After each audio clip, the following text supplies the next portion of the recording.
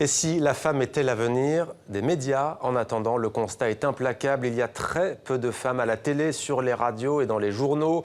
Le site internet Experte veut inciter les médias à inviter plus de femmes à s'exprimer dans leur spécialité en tant qu'expertes. La chef du projet, Lisa Plaintel, féministe engagée, est notre invitée. Bonsoir Lisa Plaintel, merci d'être avec nous sur TV5 Monde. Alors ce site a été lancé la semaine dernière, c'est tout récent, à l'initiative de France Télévisions, de nos confrères également de Radio France et de l'entreprise Egalis, qui milite pour l'égalité homme-femme. Alors expliquez-nous concrètement comment ce site fonctionne et à qui s'adresse-t-il? Alors, le site experte.eu, donc c'est un site qui a été lancé, comme vous le dites, la semaine dernière. Et c'est une sorte d'annuaire en ligne qui recense des femmes expertes qui sont capables d'intervenir sur plein de sujets différents. Ce site, il part vraiment d'un constat qu'on a fait, qui est que 80% des experts qui sont interrogés dans les médias sont des hommes. Seulement 20% des experts qu'on entend, qu'on voit à la télé, à la radio, sont des femmes. Et donc, on avait besoin d'avoir un outil qui mette en valeur des femmes et qui montre qu'il y a plein de femmes sur des sujets différents qui sont capables d'intervenir. Alors, c'est même 20% à la télévision, pour être précis, selon ONU Femmes, 17% en radio et même pas 15% en presse écrite. Alors, qui sont ces femmes expertes ?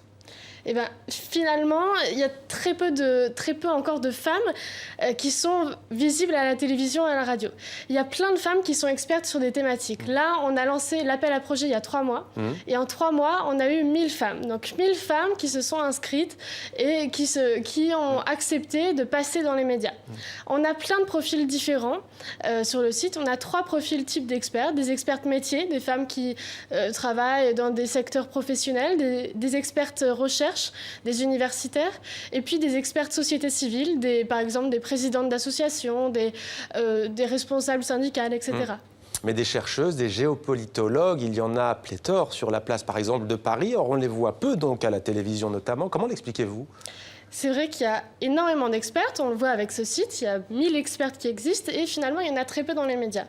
Je pense qu'en fait ce qui se passe, c'est que les journalistes, comme le reste de la société, on a un peu des stéréotypes en tête. Et quand on regarde la télé, il y a très peu de femmes et donc quand on prépare des sujets, quand les journalistes préparent leurs émissions, leurs interviews, ils ont tendance davantage à penser à des hommes plutôt qu'à des femmes. Et donc voilà, c'est comme ça que les inégalités peuvent se reproduire. Par exemple, en politique étrangère, vous voulez dire que certaines rédactions vont se dire qu'elle n'est pas crédible ou en tout cas, ça ne sera pas assez péchu, il n'y aura pas assez de débat finalement s'il y a beaucoup de femmes sur le plateau? Peut-être qu'il y a déjà le choix de la simplicité, on va dire, parce que c'est plus simple d'inviter des personnes qu'on a déjà invitées et qu'on connaît déjà. Ouais, le carnet d'adresses, c'est le... Voilà, le carnet d'adresses. Et puis après, je pense qu'en effet, c'est la machine à stéréotypes.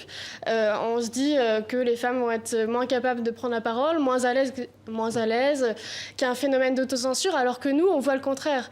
On voit vraiment qu'il y a une vraie demande des femmes et qu'elles souhaitent passer dans les médias. Et d'ailleurs, lorsqu'elles apparaissent, ce n'est donc pas comme expertes, mais souvent comme des victimes, souvent dans un rôle peu avantageux. Ça, c'est un constat aussi, encore aujourd'hui? C'est aussi un constat qu'on fait avec ce site, que ce soit dans les médias, donc partout dans les médias. Souvent, quand on entend des femmes, c'est plutôt à des positions de témoins ou alors en tant que présentatrice.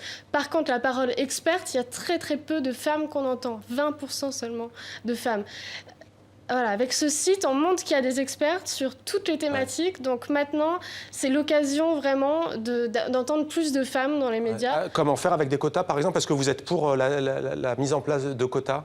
On n'est pas forcément pour la mise en place de quotas, on n'a pas vraiment d'avis arrêté sur la question, mais je pense que l'objectif, c'est vraiment de rendre visibles les femmes, de montrer qu'elles sont capables d'intervenir, qu'elles sont là, qu'elles sont disponibles.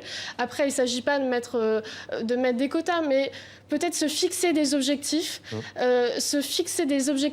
chiffrés, se dire on va augmenter le nombre de femmes invitées. Ça, je pense que ce serait une bonne mesure à prendre pour l'ensemble des médias. Eh bien, merci beaucoup, Lisa Plaintel, d'être venue témoigner dans 64 minutes Le Monde en français. Pour ce qui nous concerne à TV5 Monde, on fait l'effort depuis bien longtemps dans nos émissions. Il y a aussi, bien entendu, le portail Terrienne dédié à la condition des femmes dans le monde. Et d'ailleurs, Terrienne vous consacre un article, c'est rédigé par notre experte Laura Mousset. Merci à vous, Lisa Plaintel, et bonne continuation à vous.